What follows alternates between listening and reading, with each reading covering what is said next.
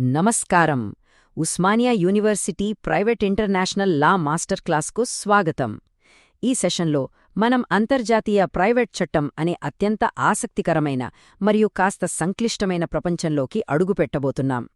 దేశాల సరిహద్దులు దాటివచ్చే చట్టపరమైన వివాదాలను కోర్టులు ఎలా డీల్ చేస్తాయో ఇక్కడ మనం చాలా క్లియర్గా అర్థం చేసుకుందాం. ముందుగా ఐక్యరాజ్యసమితిలోని ఈ అద్భుతమైన సాగెల్ స్టెయిన్డ్ గ్లాస్ ఆర్ట్నొకసారి గమనించండి.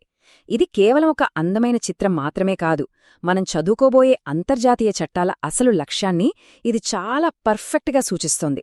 దేశాల మధ్య ఎంత కాంప్లెక్స్ గొడవలొచ్చినా వాటిని చట్టబద్ధంగా పరిష్కరిస్తూ గ్లోబల్ పీస్ని ఎలా మెయింటైన్ చేయాలన్ననే ఈరోజు మన క్లాస్ టార్గెట్. సరే, ఈరోజు మన సెషన్లో కవర్ చేయబోయే టాపిక్స్ ఏంటో ఇక్కడ చూడొచ్చు. ముందుగా డొమిసైల్ లాంటి బేసిక్ కాన్సెప్ట్స్తో స్టార్ట్ చేసి, ఆ తర్వాత 1947 నాటి దేశ విభజన పరిస్థితుల దగ్గర్నుండి నేటి మోడర్న్ ఇంటర్నేషనల్ ఆర్బిట్రేషన్స్ వరకు అన్నిటినీ కేస్ స్టడీస్తో సహా విశ్లేషిద్దాం.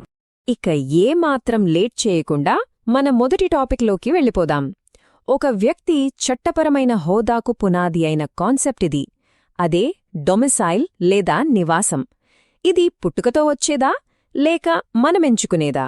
బేసిక్గా భూమిమీద పుట్టిన ప్రతి ఒక్కరికి చట్టబద్ధంగా ఒక డొమిసైల్ ఆఫ్ ఆరిజిన్ అంటే పుట్టుకతోనే ఒక నివాసం వస్తుంది. కాని ఇది ఎప్పటికీ అలానే ఉండిపోవాలని రూల్ లేదు. ఒకవేళ ఎవరైనా శాశ్వతంగా అక్కడే ఉండిపోవాలనే ఉద్దేశంతో దాన్నే మనం చట్టపరంగా యానిమస్ మానండి అంటాం. అలా వేరొక దేశానికి మారితే అప్పుడు ఆటోమేటిక్గా పాతది పోయి డొమిసైల్ ఆఫ్ చాయిస్ వస్తుందన్నమాట. దీనికి best example Kedar Pandey versus Narayan Bikram Seth అనే ఫేమస్ కేస్. ఆ కేసులో ప్రతివాది నేపాల్ రాజకుటుంబీకుడే అయినప్పటికీ ఆయన ఇండియాలో కావాలని చాలా కాలం పాటు శాశ్వతంగా ఉండిపోవడంతో కోర్ట్ ఆయన డొమిసైల్ చాయిస్ కింద ఇండియాకు మారిపోయిందని స్పష్టమైన తీర్పునిచ్చింది. సరే, పెద్దవాళ్ల సంగతి పక్కన పెడితే మరి పిల్లల డొమిసైల్ ఎలా డిసైడ్ అవుతుంది? ఇక్కడ మీరు చూస్తున్న ఈ టెక్స్ట్ బుక్ ఎక్సెప్ట్ అదే చెప్తోంది.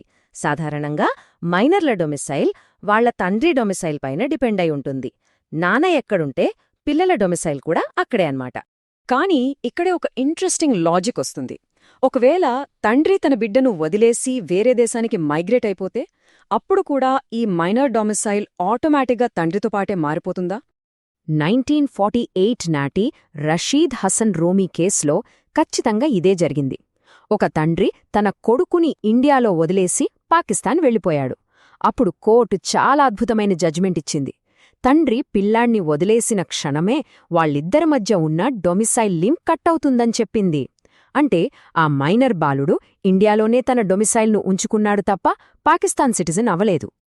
ఇప్పుడు సెకండ్ టాపిక్ చూద్దాం. మన ఇండియా లాంటి దేశంలో ఒకే రాజ్యాంగం ఉన్నప్పటికీ ఈ డొమిసైల్ అనేది ఇంటర్నల్గా ఎలా పనిచేస్తుందో అర్థం చేసుకోవడం చాలా ముఖ్యం. చాలామంది పౌరసత్వం అంటే సిటిజన్షిప్, డొమిసైల్ రెండూ ఒకటే అనుకుంటారు. కాని కాదు. DP Joshi versus state of Madhya Pradesh కేసులో సుప్రీంకోర్టు ఈ తేడాను చాలా క్లియర్గా చెప్పింది. సిటిజన్షిప్ అనేది దేశం మొత్తం ఒక్కటే ఉంటుంది, అది మన పొలిటికల్ స్టేటస్. కాని డొమిసైల్ అనేది వారసత్వం, పెళ్లిళ్ళు లాంటి పౌర హక్కుల కోసం స్టేట్ లెవెల్లో కూడా ఉండొచ్చు.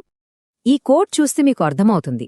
ఆ కేసులో మధ్యభారత్ రాష్ట్రం స్థానికేతరులైన స్టూడెంట్స్ నుండి ఎక్స్ట్రా క్యాపిటేషన్ ఫీజు వసూలు చేసింది. రాజ్యాంగం ప్రకారం పుట్టిన ప్రదేశం ఆధారంగా వివక్ష చూపడం తప్పు. కాని డొమిసైల్ ఆధారంగా ఫీజులు వేరుగా ఉండటం 100% కరెక్టే అని కోర్టు తేల్చి చెప్పింది. సరే, ఇప్పుడు కాస్త గేర్ మారదాం. కేవలం పర్సనల్ స్టేటస్ నుండే కాకుండా కమర్షియల్, ఇంటర్నేషనల్ చట్టాల వైపు వెళ్దాం.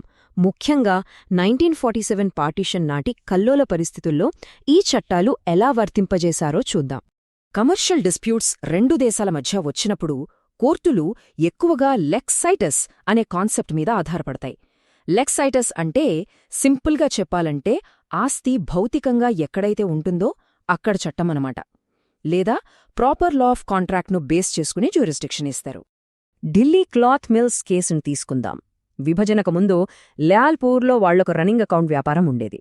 కాని 1947 విభజన అల్లరలల్లో ప్రాణాలు అరచేతిలో పెట్టుకుని ఇండియా వచ్చేశారు. వ్యాపారం అక్కడే వదిలేసి. ఇక్కడే అసలు చిక్కొచ్చింది. డబ్బు రావాల్సింది ల్యాల్పూర్ నుండి. కాని పార్టీస్ అందరూ ఇప్పుడు ఇండియాలో ఉన్నారు. మరి ఈ అప్పును రికవరీ చేయడానికి ఇండియన్ చట్టాలు వాడాలా లేక ల్యాల్పూర్ చట్టాలు వాడాలా? మీరైతే ఏమంటారు? ఈ కేసులో సుప్రీంకోర్టు వాదనలు విన్నాక ఈ కాంట్రాక్ట్ రూట్స్ అన్నీ లాల్పూర్లోనే ఉన్నాయని డిసైడ్ చేసింది. కాబట్టి ప్రాపర్ లా లాల్పూర్ చట్టమే అవుతుంది. అక్కడి చట్టం ప్రకారం ఆ అప్పులన్నీ పాకిస్తాన్ కస్టోడియన్ అకౌంట్కి వెళ్ళిపోయాయి కాబట్టి ఆ డబ్బు ఇక్కడ రికవరీ చేయడం కుదరదని స్పష్టం చేసింది. ఇక మన మాస్టర్ క్లాస్లోని 4th అండ్ ఫైనల్ కేస్ స్టడీకి వద్దాం. ఇది ఈనాటి మోడర్న్ కార్పొరేట్ వరల్డ్లో జరిగే చాలా కాంప్లెక్స్ అంతర్జాతీయ ఆర్బిట్రేషన్కి సంబంధించినది. ఇక్కడ ఈ టెక్స్ట్ బుక్ ఎక్సెప్ట్ చూస్తే మీకొక ఐడియా వస్తుంది. ఏవైనా 2 పక్షాలు కాంట్రాక్ట్ చేసుకున్నప్పుడు రేపు ఏదైనా గొడవొస్తే ఏ దేశపు చట్టం వాడాలో ముందుగానే అగ్రిమెంట్లో రాసుకోవచ్చు. ఇది మొత్తం వివాద పరిష్కారాన్ని డిసైడ్ చేస్తుంది. దీన్నే మనం లీగల్ టర్మ్స్లో ప్రాపర్ లా ఆఫ్ కాంట్రాక్ట్ అంటాం. అయితే ఎన్టీపీసీ వర్సెస్ సింగర్ కంపెనీ కేసులో ఒకే కాంట్రాక్ట్లోని వేర్వేరు భాగాలకు వేర్వేరు దేశాల చట్టాలు ఎలా అప్లై అయ్యాయో చూస్తే మనం ఆశ్చర్యపోతాం. కోర్టులు ఒక అద్భుతమైన పాఠం నేర్పించాయిక్కడ. ఈ టేబుల్ చూడండి, ఇది భలే పజిల్లా ఉంటుంది. అగ్రిమెంట్ ప్రకారం కాంట్రాక్ట్కేమో ఇండియన్ లా వాడాలి, కాని ఆర్బిట్రేషన్ వేదికెక్కడా? లండన్. అంటే ప్రొసీడింగ్స్కి వాడేది మాత్రం ఇంగ్లండ్ చట్టాలన్నమాట. దీనివల్ల అసలు ఈ కేసు ఏ దేశపు కోర్టు కిందకొస్తుందనేదే పెద్ద కన్ఫ్యూషన్ అయిపోయింది. ఇక్కడే మన సుప్రీంకోర్టు చాలా జీనియస్గా ఆలోచించింది. లండన్లో ఇంగ్లీష్ చట్టాల ప్రకారం ప్రొసీడింగ్స్ జరిగినా సరే ఈ కాంట్రాక్ట్కు మూలమైన సబ్స్టాంటివ్ లా ఇండియన్ చట్టమే. కాబట్టి వచ్చిన తీర్పు కూడా ఖచ్చితంగా ఇండియన్ డొమెస్టిక్ అవార్డ్ కిందే లెక్కకొస్తుందని, దీనిపై ఫైనల్ పవర్ ఢిల్లీ కోర్టులకే ఉంటుందని క్లారిటీ ఇచ్చేసింది. రైట్, మనం ఈ సెషన్ ముగింపుకు వచ్చేశాం. ఈరోజు మనం చాలా లోతైన చట్టపరమైన అంశాలను డిస్కస్ చేశాం. ఇవన్నీ ఒకసారి సమ్మరైజ్ చేసుకుందాం. మనం గుర్తుంచుకోవాల్సిన మెయిన్ పాయింట్స్ ఏంటంటే, సిటిజన్షిప్ వేరు, డొమిసైల్ వేరు. అలాగే ఇంటర్నేషనల్ కాంట్రాక్ట్స్ ఎప్పుడూ ప్రాపర్ లా చుట్టూనే తిరుగుతుంటాయి. ఇంకో ఇంట్రెస్టింగ్ పాయింట్ ఏంటంటే, కాంప్లెక్స్ ఆర్బిట్రేషన్లలో సబ్జెక్టుకొక చట్టం, ప్రొసీజర్కి ఇంకో చట్టం కూడా ఉండొచ్చు. ఈ గ్లోబల్ సొసైటీలో ఈ బేసిక్స్ తెలియడం మనందరికీ చాలా అవసరం. చివరిగా మీకొక థాట్ ప్రొవోకింగ్ క్వశ్చన్ వదిలేసి వెళ్తాను. ఈరోజు మనమంతా డిజిటల్ యుగంలో ఉన్నాం. బిజినెస్ అంతా క్లౌడ్లో జరుగుతోంది, ఫిజికల్ బార్డర్స్ లేవు. మరిప్పుడు ఈ లెక్స్ సైటస్ అనే కాన్సెప్ట్కు స్థానమెక్కడా? ఈ భౌతిక సరిహద్దులు లేని ప్రపంచంలో పాత చట్టాలు నిలబడతాయా లేక సరికొత్త న్యాయ వ్యవస్థలు పుట్టుకురావాలా? ఒకసారి ఆలోచించండి. ఈ మాస్టర్ క్లాస్ ద్వారా మీకు ప్రైవేట్ ఇంటర్నేషనల్ లా పైన మంచి అవగాహన వచ్చిందనే ఆశిస్తున్నాను.